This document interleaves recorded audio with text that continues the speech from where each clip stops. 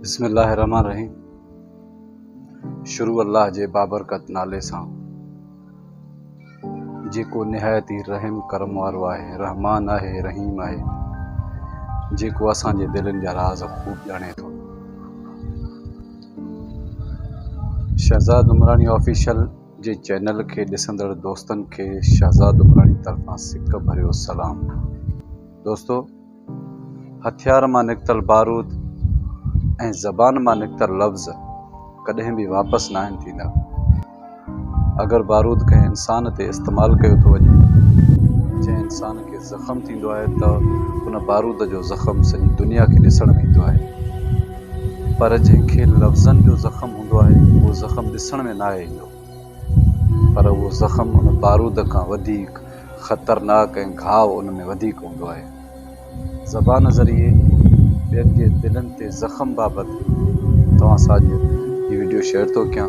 उमेद त तव्हांखे ज़रूरु पसंदि ईंदी। हिकिड़े ॻोठ में हिकिड़ो हमराह हुयो। उहो तमामु बदफ़ज़ीलत हुयो।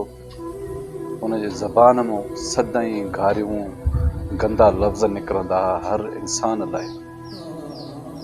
उनखे न पंहिंजे भाउ जी सुञास, न कंहिं भेनरुनि जी सुञास, न कंहिं माउ जी सुञास, न कंहिं मामे जी सुञास, न कंहिं ॻोठ वारे चङे मठे जे लाइ सुञास। सदाईं गुथा लफ़्ज़ ॻाल्हाईंदो हुयो। काफ़ी माण्हू सब्र करे वेंदा हुया।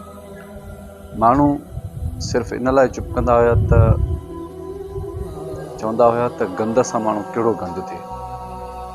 उहो माण्हू जॾहिं माण्हुनि खे गंदा लफ़्ज़ गारियूं पंहिंजो गुस्सो उन्हनि खे ॾेखारींदो हो, जॾहिं उनजो गुस्सो घटि थींदो हो त उहो पाण वरी पिशीमान दिलि में थींदो हुयो, ॾाढो शर्मसार थींदो हुयो। चवंदो हो त हुनजी एॾी ग़लती त कोन्हे जेतिरा मां हुन सां लफ़्ज़ ॻाल्हाया, ऐं चवंदो हो मूंखे छा थी वियो आहे।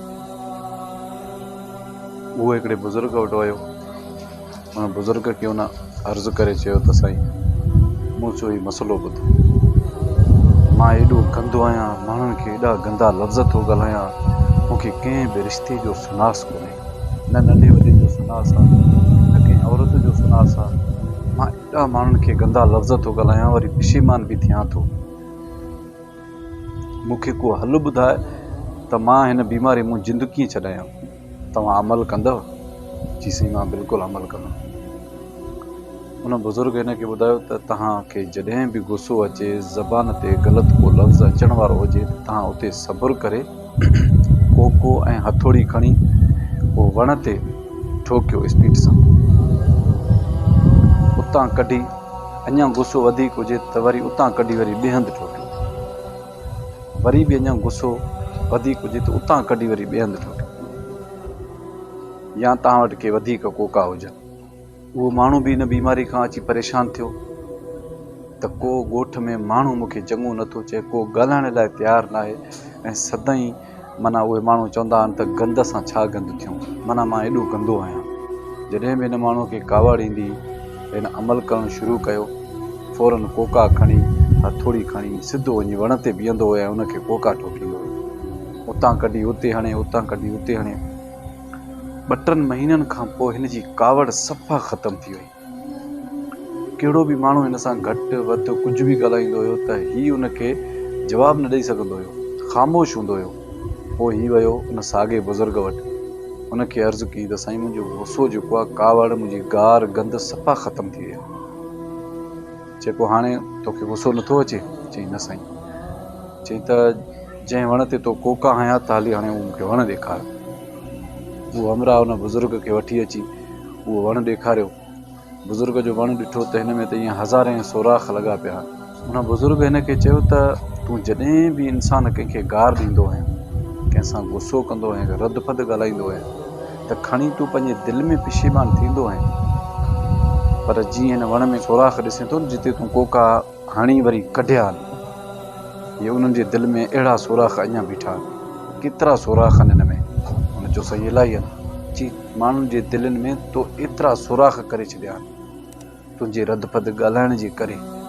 दोस्तो, हिन सॼी कहाणी मां असांखे इहो सबक़ थो मिले त असां त जज़्बात में पंहिंजे गुस्से खे न कंट्रोल करण में माण्हुनि खे एतिरो रद फद ॻाल्हाए था छॾियूं, खणी पोइ पाण बि पशीमान थियूं, पर उहो पशीमानी कहिड़े कम जी। जॾहिं उन माण्हूअ जे दिलि में एतिरा सोराख़ पैदा थी था वञनि, पोइ खणी असां उन्हनि सां नरमी में पेश अचूं, वरी ॿीहर उन सां ॻाल्हाइण जी कोशिशि कयूं, पर जिते उहो सोराख़ थी वियो, उहो सोराख़ वक़्त सां भरिबो। माण्हू पंहिंजे रिश्ते खे बचाइण लाइ, रिश्ते खे हलाइण लाइ माण्हू ख़ामोश त थी थो वञे, पर उन दिलि में जीअं वण में सोराख़ हूंदा आहिनि, त ईअं उहे सोराख़ दिलि में रहिजी वेंदा आहिनि। हीअ जेका धरती आहे, हिन धरतीअ ते वॾा वॾा बादशाह आया, हलिया विया, जेके पाण खे हिते ख़ुदा सम्झंदा हुआ, उहे बि मिटी में मिली विया। त हीअ आर्ज़ी ज़िंदगी में माण्हुनि जे दिलनि में सोराख़ न ठाहियो। बाद में पछताव करण सां कुझु बि न थींदो। तव्हां माण्हुनि सां नरमी अख़्तियार कयो। अगरि उन्हनि खे कुझु ॾेई नथा सघो त बराए महिरबानी उन्हनि जे दिलि में सोराख़ न कयो। जो दिलि में अलाह विहंदो आहे, इन दिलि जे सोराख़नि बाबति तव्हां खां सख़्तु पुछा थींदी। अगरि मुंहिंजो वीडियो तव्हांखे पसंदि अचे त पंहिंजे दोस्तनि सां ज़रूरु शेयर कयो। अलाह निगहबान।